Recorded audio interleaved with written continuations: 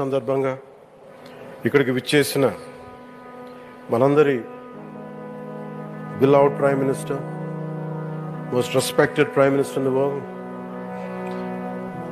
most respected leader in the global stage, Shri Narendra Modi గారికి నా హృదయపూర్వక నమస్కారాలు.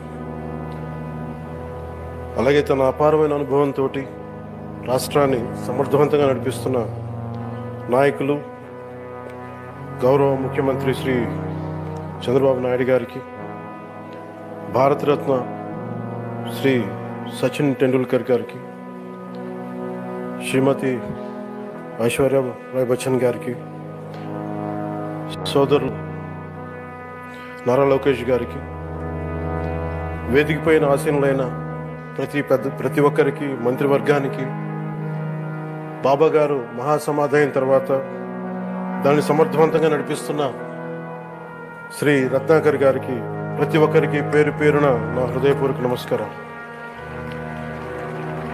ప్రత్యేకించి ఇక్కడికి వచ్చేసిన సజ్జయంతి సందర్భంగా ఇక్కడికి వచ్చిన భక్తులందరికీ, సాయిబాబా భక్తులందరికీ మనస్ఫూర్తిగా మీ అందరికీ నా నమస్కారాలు తెలియజేస్తున్నాను. సత్యసాయిబాబా గారి గురించి, గొప్పతనాన్ని గురించి మన దేశస్తుల కంటే విదేశీయులు ఎక్కువ చెప్తారు ఆయన గురించి.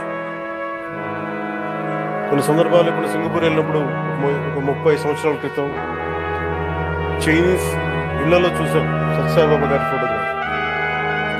అలాగే ఒక హాలీవుడ్ యాక్టర్ స్టీవెన్ సిగాల్ అని చాలా సంవత్సరాల క్రితం, క్లోజ్ టు ఒక 20 సంవత్సరాల క్రితం అనుకుంటా, చిరంజీవి గారిని ప్రత్యేకించి అడిగి, మా అన్నయ్య చిరంజీవి గారిని ప్రత్యేకించి అడిగి నేను బాబా గారిని కలవాలి అని చెప్పి ఇక్కడ బెంగళూరులో ల్యాండ్ అయ్యాను. ఇక్కడ ఫ్లైట్కి ఆయనకు వచ్చి ఆశీర్వాదం తీసుకుంటే నాకు చాలా ఆశ్చర్యం కలిగేది. ఒకరి గొప్పతనం, ఒకరి తేజస్సు ఎలా తెలుస్తుందంటే ఎలా వెళ్ళి దీని గురించి అనుకుంటా ఉండేవాడు. బాబా గారికి గెలిచింది భారతదేశంలో అత్యంత వెనుకబడ్డ జిల్లా అనంతపురం, రాయలసీమలో అనంతపురం జిల్లా. ఆయన పుట్టుక కూడా అత్యంత వెనుకబడ్డ జిల్లా, నీటికి కూడా కొరత ఉండే జిల్లా, వలసలు వెళ్ళిపోయే జిల్లా. అలాంటి జిల్లాని ఎంచుకున్నారు ఆయన జన్మకు కూడా. అందుకని అలాంటి జన్మ తీసుకున్నాడంటే మహానుభావులే తీసుకోగలరు. ఒక 40 సంవత్సరాల క్రితం ఎవరైనా ఊహించుకోగలమా? దేశ విదేశాల నుంచి చాలామంది భక్తులు, విదేశీయులు అందరూ వచ్చి దీని అభివృద్ధికి పాటుపడతారని. సో ఒక ఆధ్యాత్మిక తేజస్సు, విశ్వ ప్రేమ ఉన్న వ్యక్తుల వల్లే ఇది సాధ్యం. అలాంటి వ్యక్తుల కోసం ప్రత్యేకించి గౌరవ ప్రధానమంత్రి నరేంద్ర మోదీ గారికి ఇష్టమైనది ప్రజలందరికీ కనీసం ఒక 50 లీటర్ల నీళ్లు ఇవ్వాలి,